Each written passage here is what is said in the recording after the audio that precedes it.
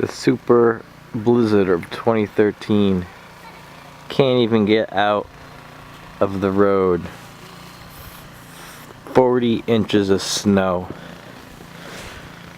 Here's a path from our house up to the driveway. I turn around here. That's the road in front of me.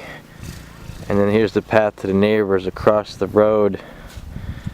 40 inches of snow. Parts of it 60 inches of snow with drifts in the backyard.